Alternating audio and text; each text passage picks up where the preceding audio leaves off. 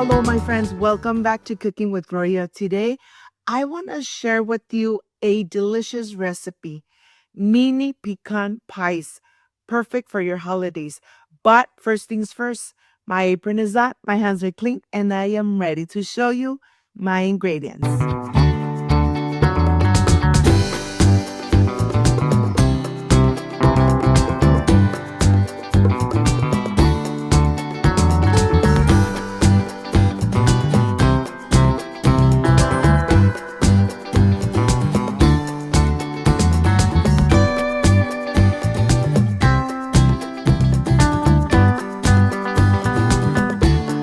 First things first, getting ready the cream cheese and the butter.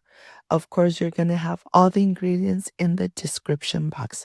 I have 1 bar of Philadelphia cream cheese, 1.5 sticks of butter melted, and we're going to incorporate it. Once it's nice and incorporated, we're going to start sifting our all-purpose flour. We're going to sift 2 cups of all-purpose flour, 4 tablespoons of granulated sugar, a pinch of salt, and we're going to incorporate with the spoon. And of course, our best tool is our hands. So we're going to start getting and kneading this very well, just like this, until the bowl is nice and clean and the mixture is nice and tender. Look at this. It really doesn't take too long to make the crust of these amazing mini pies. Once you have them, look at this. They're nice and tender. We're going to go ahead and start making little balls, putting them in our baking dish with our fingers, pushing all around until we cover all those little holes, just like this.